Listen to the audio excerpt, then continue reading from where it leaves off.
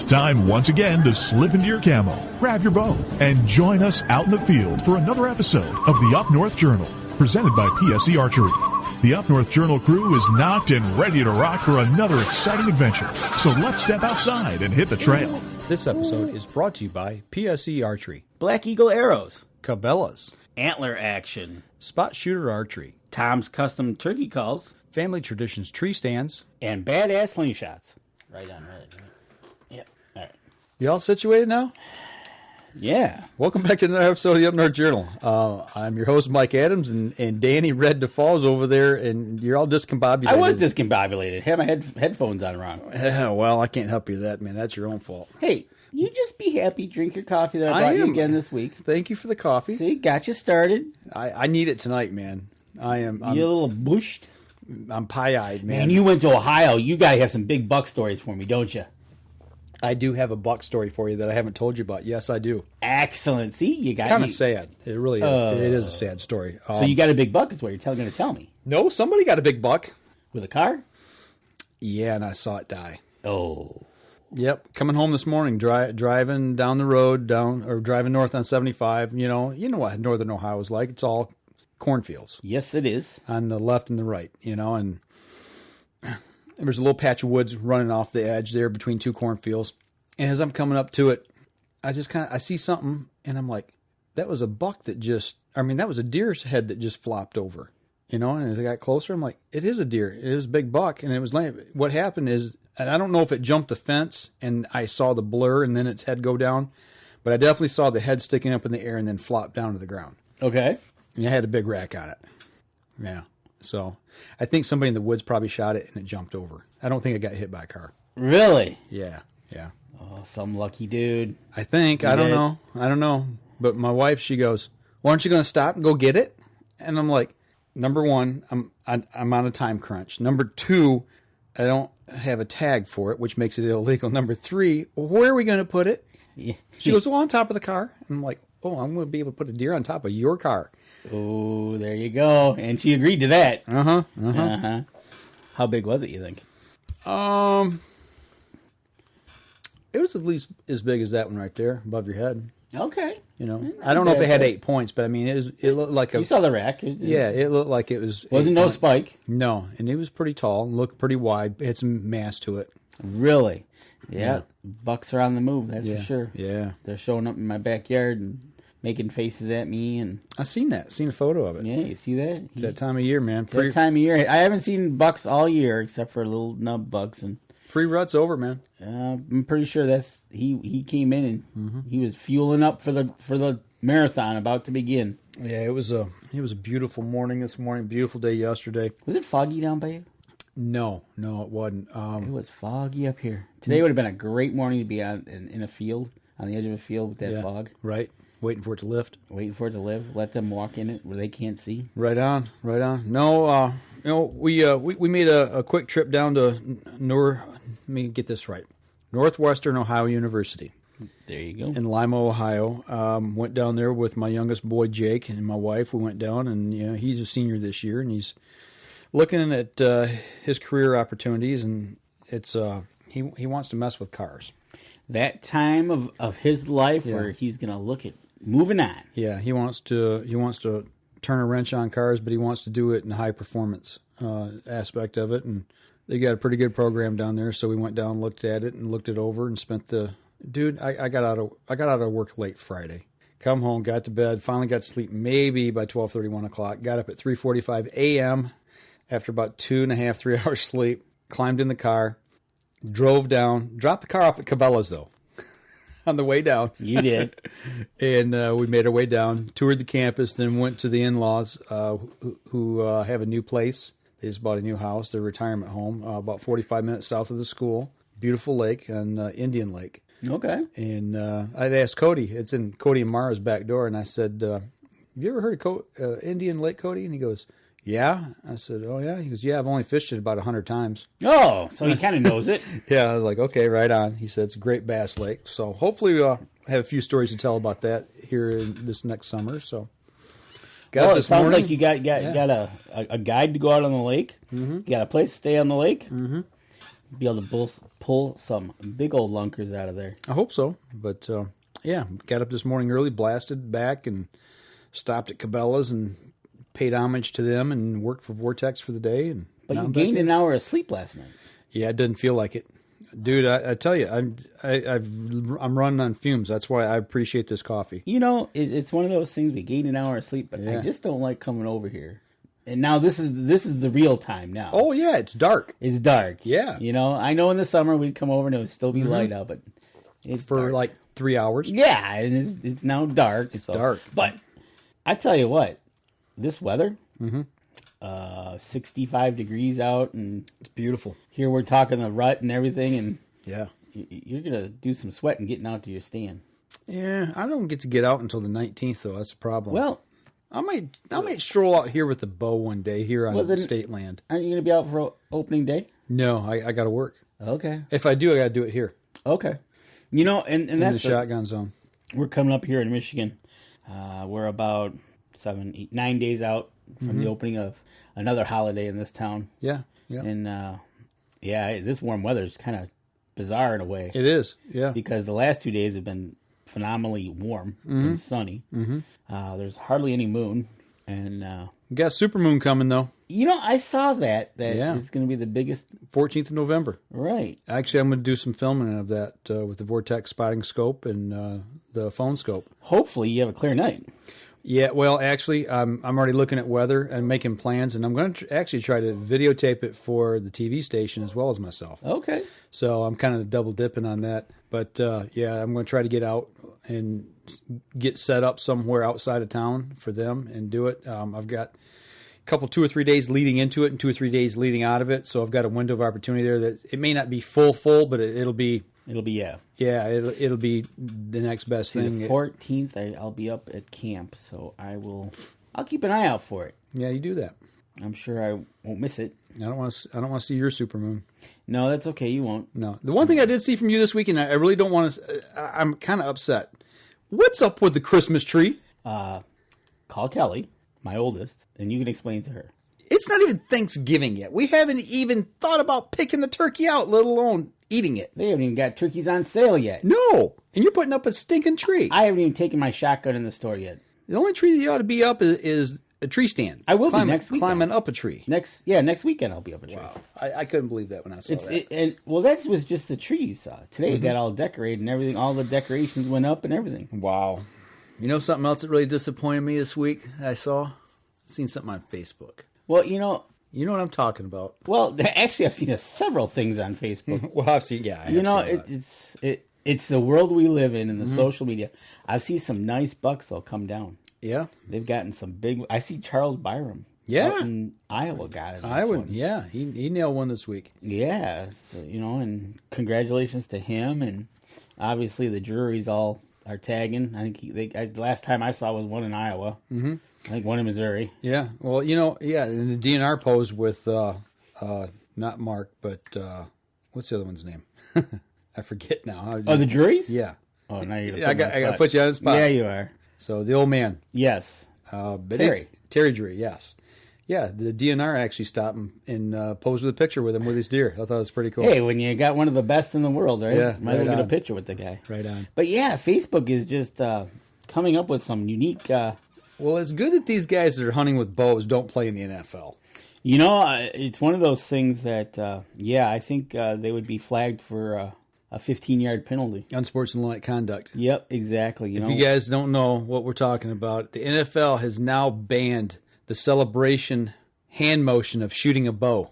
You cannot shoot a bow, make the motion of shooting a bow in the NFL after scoring, anytime I guess, but scoring a touchdown. And they're calling it, the reason why? They're calling it, the exact verbiage was... Did it have to do with violence? It was mimicking a violent act. Okay, so unbeknownst to anybody who's never watched the NFL or just watched one play prior, aren't they trying to take each other's heads off every play? Pretty much. But yet making like you're shooting a bow is a violent act. Yeah. Yet when the guy's got the ball, what are you trying to do? Well, or you can beat the crap out of your significant other on camera in an elevator and get a 2-game suspension. Well, if we're going to go down that route... there's several of them that. I'm not trying to equate domestic violence with making a hand motion of shooting a bow, but I'm just saying it's just ridiculous. And probably if you can't do the motion of a bow, I'm sure definitely a motion of the gun's probably. Oh yeah, you can't pull out the 6-shooters and shoot the ground or shoot the air. So the throat slash they ban that. Oh yeah, they and it amazes me what they deem violent, but yet they let other things go. It's a very, very violent game. You can take a knee. You want to go there? You can take a knee. You want to go there? You can take a knee and get chastised for it. Oh no, they let that go on, but you get chastised out in public. But you know what? Do they have a right to do it? Yeah, but you know what? Because it's a right doesn't make it the right thing to do. Yeah, yes. You know what I'm saying? It's it takes a bigger man to stand up for what's right than what's wrong. Yep, exactly. But it's the odd world we live in. It is. Speaking of odd, this is an odd segment. We really haven't covered a whole lot. No, it's one of those things where, like I said, we're 9 days out from deer season. Mm-hmm. I hope to be in a tree by next weekend. 2 days out from the election. You want to go there? I got something better than the election in 2 days, so I'm good with that. You do? Yeah. What you got in 2 days? In 2 days, I will have been married 25 years. You got married on the 8th of November. I did. Well, congratulations. Well, thank you. And where did we honeymoon? Our deer camp. Nice. We went up to Mayo, Michigan. But nope. Me and the wife got married 25 years ago on a Friday on Tuesday. Better yet, poor Mrs. DeFall for putting up with you for 25 years. That takes quite a woman. Yeah, it does. I will definitely attest to that. Anything special? Ain't going anywhere special? No, 25, that's a pretty big one. We've kind of been playing this all year. Been to concerts, been to different places. Kind of like your birthday. It's an event. It is. It's anniversary, tour to anniversary. Mm-hmm. But she's a better shot than I am with a gun. So that goes without saying. Well, yeah, not just about everybody's a better shot than I am. But no, so it's our anniversary, and we got to do that other little thing that's going on that day too. So I look forward to that. It's going to be an interesting day. Yeah, don't take a selfie in the booth. You cannot take a selfie while voting in this state. And you cannot wear paraphernalia that represents either party. A party, correct? Yeah. Okay, yeah, that's what I thought. We were just discussing that before I came over. Can I wear my NRA hat? I think you can. But you can't wear something that says Democratic or Republican. Right. I ain't worried about that. I'm not worried about it either. It's just... I am going to make a statement, though. You make a statement. I'm going to take a picture either before I go in or after. I don't know which yet. And on each finger on my voting hand, actually, I'll probably do it on my left hand because I can't write with my left hand. Okay. On my right hand. I'm going to write the 4 names of the men who lost their lives in Benghazi on my hand when I vote because they can't vote. Exactly. So if you hadn't figured out now, you know who I'm voting for. Well, yeah, But the most important thing is get out and vote. The most important thing is to get out and vote. And if you haven't signed up to vote, you're too late. Shame on you. Shame on you. You're too late. And if you don't vote, don't give me no crap about saying, well, I'm not going to vote because I don't like either one. It's your civic duty to get out and vote. Exactly. And it's just one of those things. It's going to be a it's a war no matter what. It's going to be. They're already planning on starting coverage tomorrow morning at 4 a.m. Mm-hmm. Yeah, guess who gets to be a part of all this garbage? You do. Yeah. You're going to be prime time in it. Yeah. Tuesday night? Yeah, I go into work late Tuesday and I stay late. Yeah. So I don't know. You go into work late Tuesday? An hour late. Oh, just an hour. Yeah. I thought. Yeah, they're time shifting me, so because of the election. Yeah. Nice. Well, speaking of shifting some time, why don't we shift our time right now outside and take our first break? Yeah, let's get out in the woods. So we'll come back. We'll talk a little more about the outdoors. We'll be right back after this. I shoot PSE because I like one pin to 40 yards. I shoot PSE for the perfect combination of feel and performance. I shoot PSE because you can shoot lighter poundage and increase arrow speed. I shoot PSE for the fastest bows on the planet. I shoot PSE because my livelihood depends on my bow. I shoot PSE because better engineering makes a better bow. I shoot PSE. I shoot PSE. I shoot PSE. I shoot PSE. Experience PSE. Experience performance. We know the future of hunting depends on our nation's youth. But did you know that in many states, it's illegal for you to take your son or daughter hunting until the age of 12 or even older? As a result, we have fewer young hunters, and the Families Afield program is designed to eliminate those barriers. Hunting is safe, and the safest hunters afield are young people with adult mentors. Visit our website at familiesafield.org to find out how you can bring more families afield.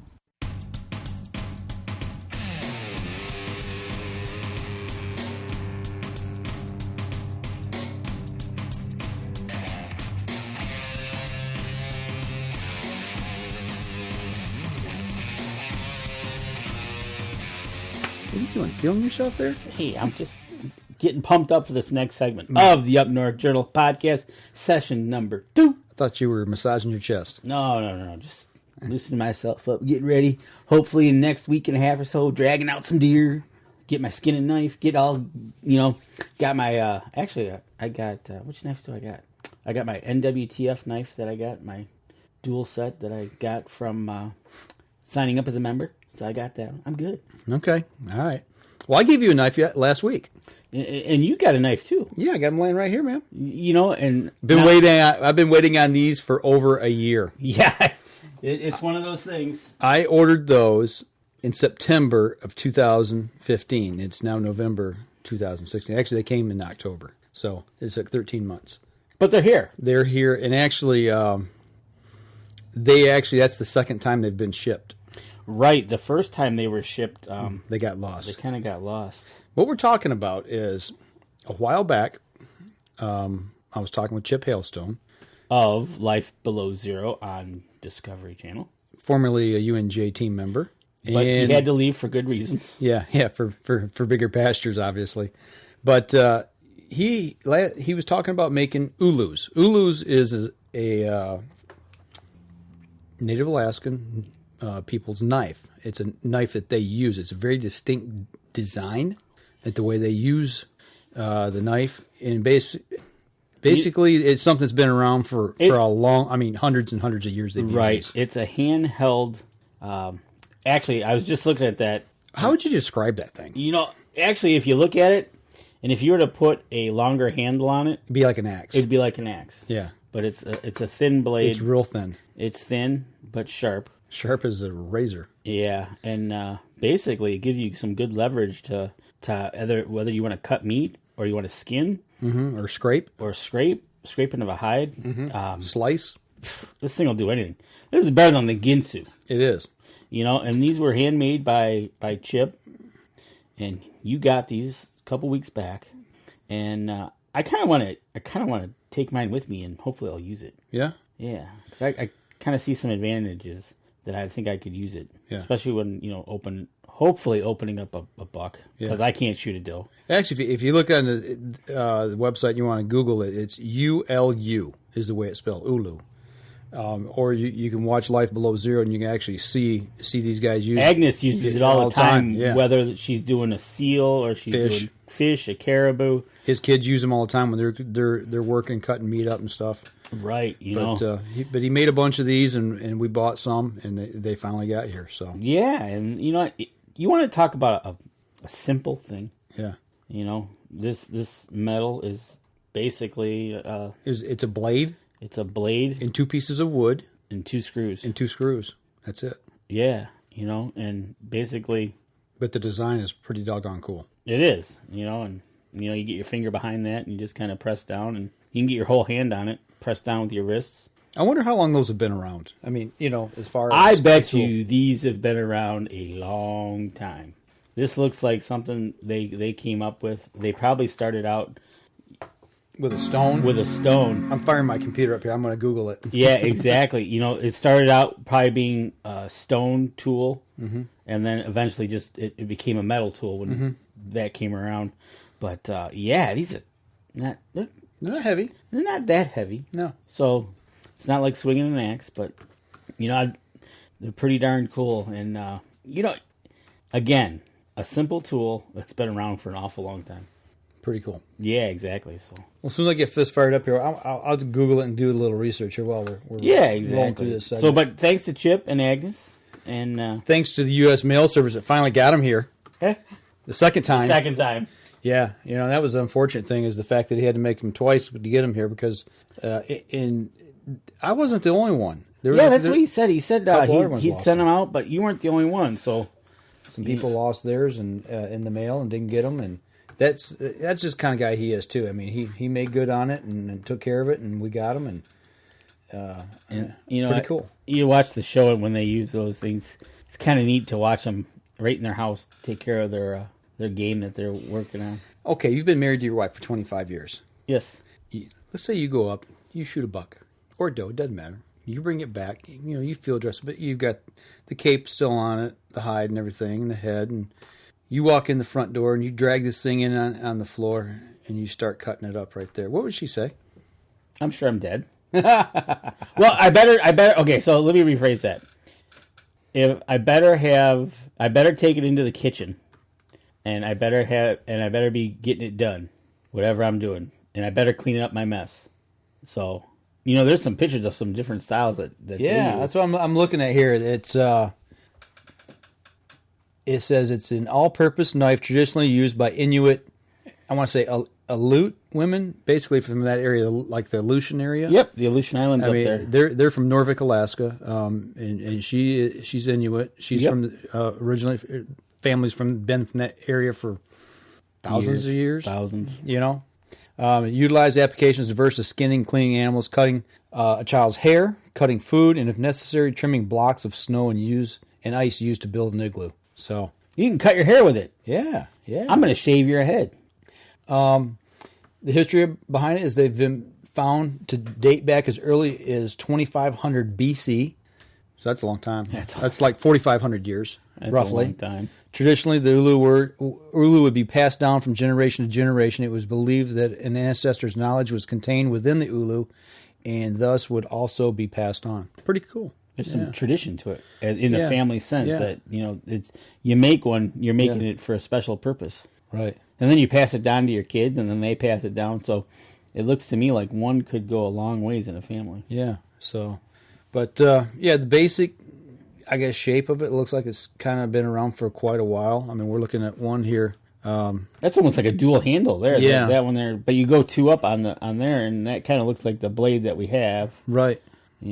So it looks like, what? I bet you when you make it and you make your design, that becomes kind of like your family design. I wonder if it's like a family design or family, like a crest. So exactly. I don't know. Exactly. It'd be interesting. I have to ask them. Yeah, it's a pretty cool tool. So, but that's off of Wikipedia. What little bit of information's here on it, but yeah, basically it's been around a long time. They use them to this day. I mean, I see it on the show all the time. I see them. So, very cool. Hopefully get to use mine here in a couple weeks. Well, let me know how it works. I will. Well, if I use mine before you do. So. Do you use your Ulu before I do? Yeah. See, I made a rhyme. You did. Well, let's rhyme our way right outside for our next break. Let's do that. We're going to step outside. We'll take our next break. We'll be right back after this. So what do you do when you've completely redefined the way bows are engineered? When you've reached the pinnacle and the band starts playing your victory song? You start a revolution out of thin air. Introducing the all-new PSE Carbon Air, engineered with true carbon technology to be the lightest high-performance bow in the world. Experience PSE. Experience performance. We know the future of hunting depends on our nation's youth. But did you know that in many states, it's illegal for you to take your son or daughter hunting until the age of 12 or even older? As a result, we have fewer young hunters, and the Families Afield program is designed to eliminate those barriers. Hunting is safe, and the safest hunters afield are young people with adult mentors. Visit our website at familiesafield.org to find out how you can bring more families afield.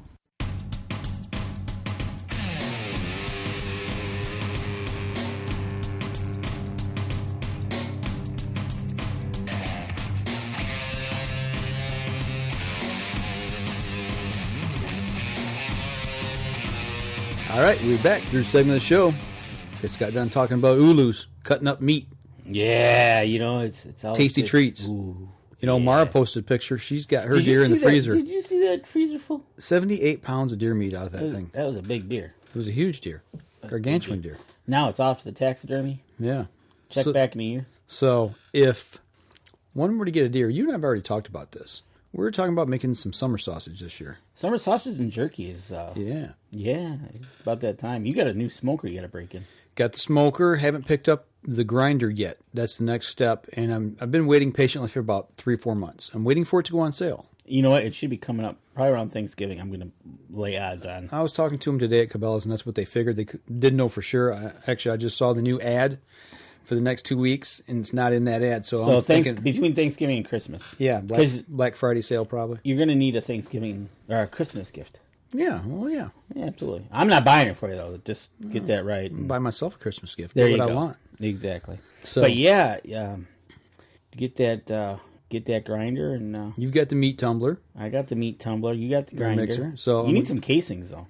Well, speaking of all this good stuff, we got a question this week from Charles Byram out in Iowa. He wanted your recipe for your summer sausage. He does. I've been holding out, I guess, because I completely forgot. Charles, I found out what he uses.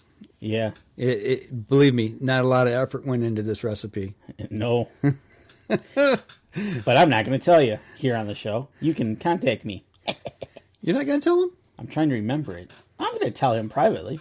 You got to let this out slowly because this is high tech stuff. I thought you told me you just pick it up at the store. The ingredients. It's not a. It's not a. Oh, it's not the prepackaged deal. It's not a prepackaged deal. Oh, I thought that was what you told me in the break. No. The casings I pick up at the store. Oh, okay. All right. Because I was looking today. On my lunch hour, I got done eating lunch there at Cabela's. And what do you do but go look around the store? Of course. Yeah, absolutely. So I'm wandering around, going over, and I'm kind of eyeing the meat grinder, the one I'm going to pick up, oogling it, drooling on it. Yeah. And, I thought, well, okay, I got that. And I looked at it, make sure it had all the contents to be able to stuff sausage casings and all that kind of stuff. And I'm like, well, okay, so now I need to go look at mixes for sausage, and I need to look at casings. So I'll go over and look at the casings. They buy them in 25, or you can buy them in 50 counts, for summer sausage. And then they got the snack sticks. So I'd like to make some of them too. Then I went over and started looking at the prepackaged mix for different things, and I was amazed at how many varieties there are out there. Not varieties, but even different things like breakfast sausage with maple in it. Summer sausage, smoky sticks, snack sticks. Yep. Different pepperoni and all these different sausages you can make. Polish sausage, but Italian sausage. And inside the box has got all the mix. Yeah, it's got all the mix inside. To do 25 pounds of meat. But it also has the casings in there. Right. It's a one-shot deal. You buy the whole thing. You're going to be making Polish sausage. That's your kit for the 25 pounds that you're going to use up. So now, obviously, you don't want to give away your secret on the show. But is it okay? Basic, so is it basic summer sausage? It is. Okay. It's really basic. Okay. It's the casings I go with though are the 1.5 inch by 1 foot long ones. Okay. Like a breakfast sausage type. Because I do mine in the oven, and that they fit better. Okay. Now it'd be interesting to see with your smoker, because we can hang them in that smoker. Right. How far? It's going to be 1 foot long. If we can get 1 rack in or 2 racks in, or how much we can do. Okay. That'd be interesting. Yeah, we'll have to play with that a little bit and figure it out. Might have to cut them in half.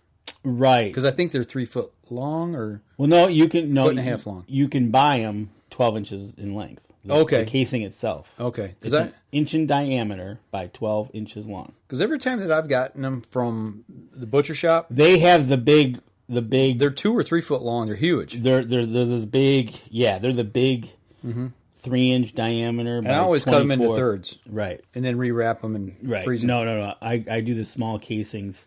It's just better for putting them in the freezer for if you want to give some away. You're not giving them this hunk of meat. You're giving them a stick, like I brought you. Right. And I see where I rank. Exactly. Hey, you get a full stick. Yeah. But it's real. It's a simple recipe. It's just working with it to figure out what you like, and maybe adding crushed red pepper or maybe cheeses or something like that. I did see there's 2 that caught my eye today at Cabela's. I mean, they got the basic, what they call hunter Hunter's summer sausage. Then they got regular summer sausage. And then they had cracked black pepper and garlic. And I was like, ooh. Then they had jalapeno. I was like, ooh. It's like, take both of those, mix them together, and do 50 pounds. There you go. And if you got a grinder, it's going to go a little bit better. And then if you want to add cheese to it, if you want to add a pepper jack to it or American Jack.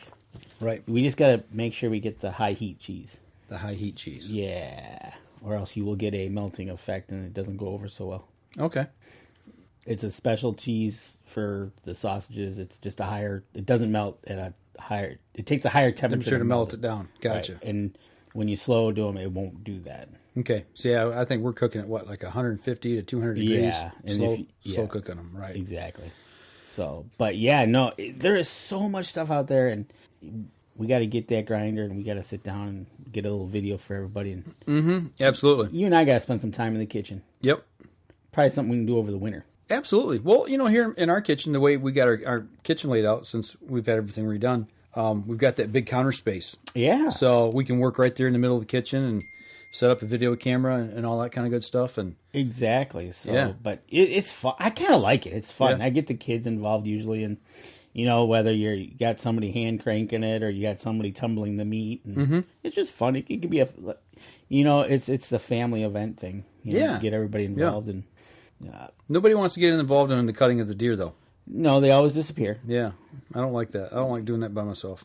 See, but no, I'm looking forward to it. You gotta get that grinder, and then we can have some fun with it. I think you got some hamburger still. Guess I got a little bit of hamburger left from last year, and we got one dough from a family member this year already.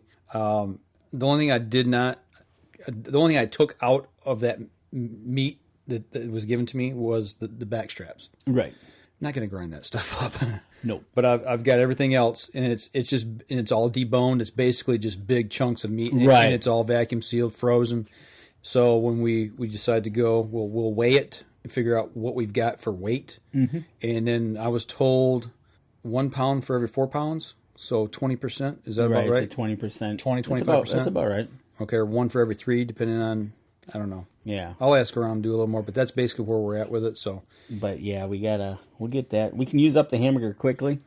That goes quickly. Okay, and it's already ground, so it helps. It's already ground. It's all ready to go. We just gotta. It's already mixed. You don't even count the mixing that in with or grinding it with the other pork. Yep. Like a pork shoulder. Whatever. No, is that already pre-mixed with pork, or is it? I believe so. Yeah. Yeah. So you're good. So we can just season it and go. Season and go. I don't have a lot left. I bet you I only got 4 or 5 pounds probably at the most. Well, that'd be good for a good first batch. Yeah. Try the smoker out. Yeah, test run. Yeah. That'd be a good one for the smoker to test run it. So Charles, he ain't giving up the secret. I tried. You did.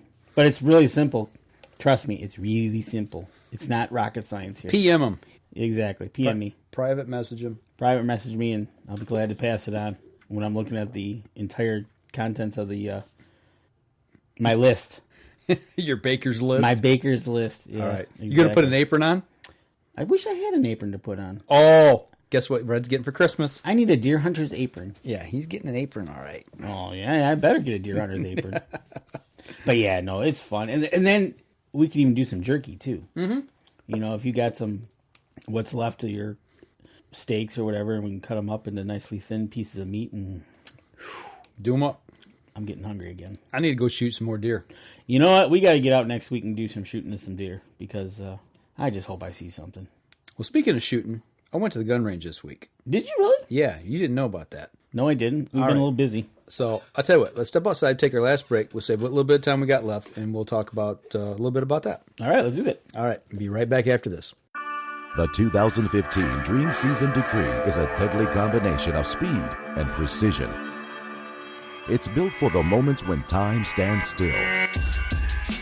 When the only thing that will break the silence is an arrow slicing a clean path to the kill zone. The bow of your dreams is a nightmare for big game. This is PSE's Decree. Experience PSE. Experience performance. We know the future of hunting depends on our nation's youth. But did you know that in many states, it's illegal for you to take your son or daughter hunting until the age of 12 or even older? As a result, we have fewer young hunters. and the Families Afield program is designed to eliminate those barriers. Hunting is safe, and the safest hunters afield are young people with adult mentors. Visit our website at familiesafield.org to find out how you can bring more families afield.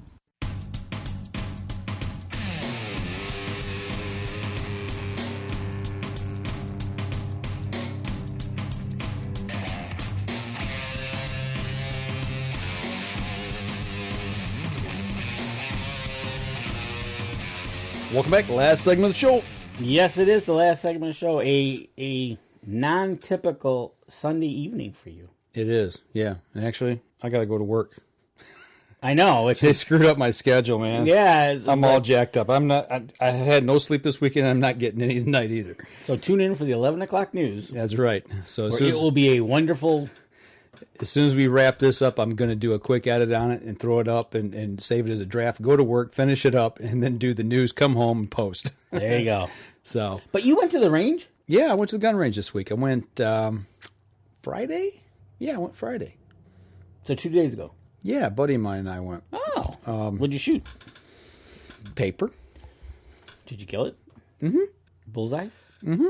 Excellent. Were you shooting rifles, pistols? Shooting the rifles. I want to get the deer that's easy for me to say. Yeah. I want to get the deer rifles verified again. I haven't been shot in a while. Just, I always like to go out right before season and just shoot them one more time to make sure they're good to go. Exactly.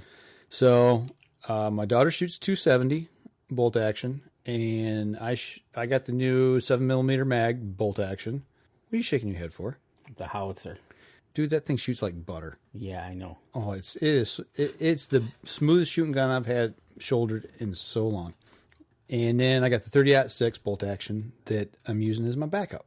Nice. In case you get up there and something happens, you never know, man. I always take two. You drop something, bump the scope. You never know. You need to have a backup. If you have the luxury to take more than one, please do. Yeah. Because you're right. I mean, whether you're walking along or you stop and something happens, it gets bumped or you never know. You never know. I've dropped them in the cabin. Yeah, dropped them out in the woods. Yeah, you lean it up against a tree, and next thing it's yep. And it falls over, hits a rock, breaks your scope. Luckily, there's a vortex on the 7. So how did you shoot? You said you shot paper, which shot good. Well, we went out. And he wanted to start at 50. I wanted to go right to 100, but he had a couple rifles, and he'd not shot in quite a while. He wanted to check them before he went up, to his camp. So we got out there, and he was having some issues with this 30-06 Browning that he had. And it was a name brand scope. I don't want to say what it is, so I'm not going to sit here and badmouth somebody because it's just one of them deals. It was just a bad deal. But we couldn't get it on. Couldn't get it on paper? It was on paper, but it was right. So we made a couple adjustments on it, brought it left, and then all of a sudden it was as far left as it was right. Okay. So we cut the adjustment in half to go back right, and it went back to the right where it was at originally. And it just kept floating. We could never get it on, dead on. We got it within about 1.5 inches, and I'm like, all right, look, let's just go to the 100-yard range. His other gun was dead on, And okay. I shot all three of my rifles one shot. They were all just a touch high at 50 yards. I'm like, that's cake. Let's go. Took them down. I shot all three of mine at 100 yards. They were all cutting the top of the bullseye at 100 yards. And that's exactly where I was shooting about 1 inch high with my 7 last year. And when I shot it at 200s, it was dead on. So right, I think we talked about that with your 7. You were at 100. You're actually shooting high because your bullet is still going, still climbing before it hits the arc. Yep. So I was like, okay, I'm good. No problems here. We ran out of time. I was going to shoot at 200, but we ran out of time because we spent a lot of time trying to work on that 30-06 of his, and it got to the point where he was doing the same thing at 100. We just could not get it in. And I'm thinking, I went over, I looked at it, I'd made sure everything was locked down, all the rings and everything were tight. And I'm like, we're shooting off a lead sled, okay? I mean, that. So you're not moving? No, and it's locked in tight, and we're shooting off the sled. And I said, I don't mean any disrespect, but would you let me shoot it? And he's frustrated. He's like, yeah, definitely. He says, please. So I got down on it, locked in tight on it, got it on the sled. and really, spent a lot of time making sure I squeezed off a good shot.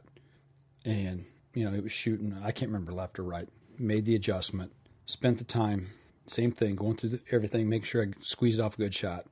And it jumped way out. It was, I'm talking at 100 yards, you're making click adjustments. Right. And that was the one thing about this scope did not have positive clicks.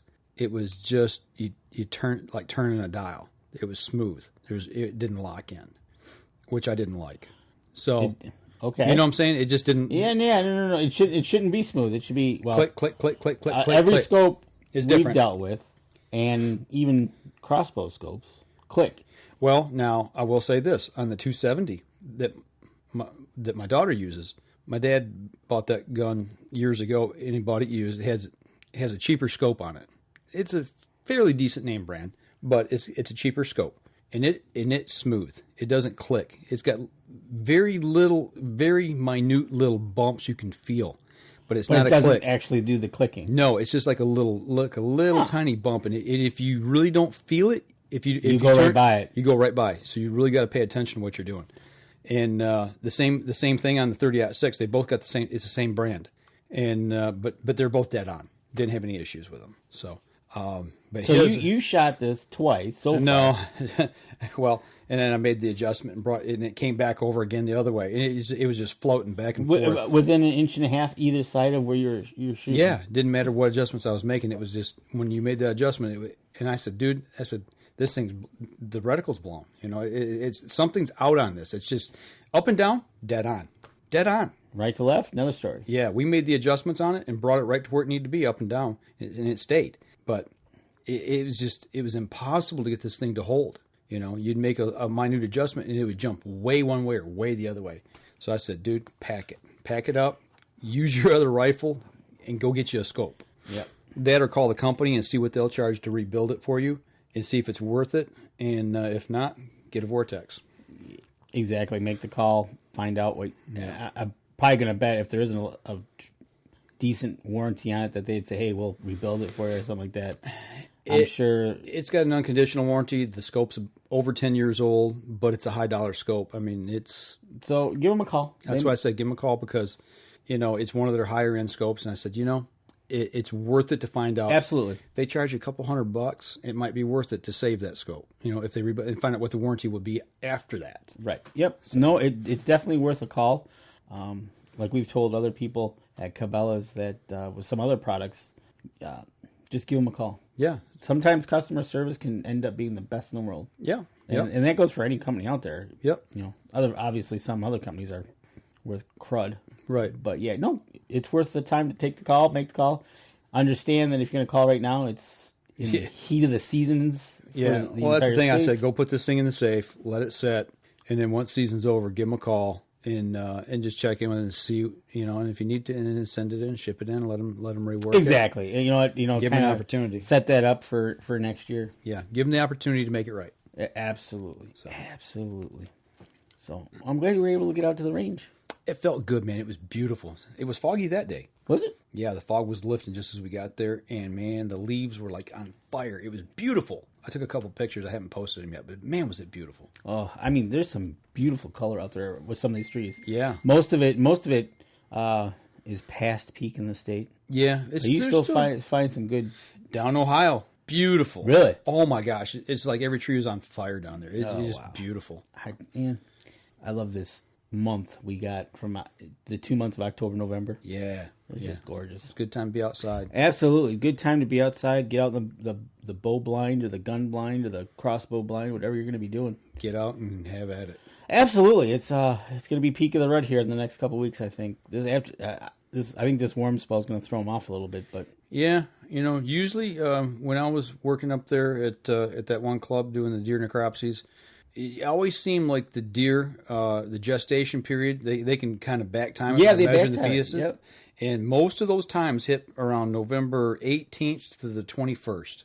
And it's just right in that window. And it usually, I'm going to say, there should be a pretty decent cold front coming through one of those days. Mm-hmm. Mm-hmm. So just like you see it talk about it, play the cold front, Jerry Lambert's a big, absolutely. Get out there, do some hunting. Get after it. Absolutely. Anything else you want to throw in? No. I'll be up north next weekend. When are you heading up? Friday. So we're going to have to do a show here pretty soon. Yeah. Or I'll have to give you a call. You have to give me a call. I'll be home this weekend, unfortunately. Okay. So, yeah, maybe we'll do that. We'll do a call. Get you on Skype and... We'll have it working this time. Because I'll be here using this computer. There you go. So we'll get us a report from the UP. You bet you will. And see what we can do. But other than that, you guys, no matter where you're at, get out there, hit it hard, be safe. Talked to a guy at Cabela's today that was kind of worried about some things. They just opened up a lot of high-powered rifles in Indiana last year. They opened up more calibers this year.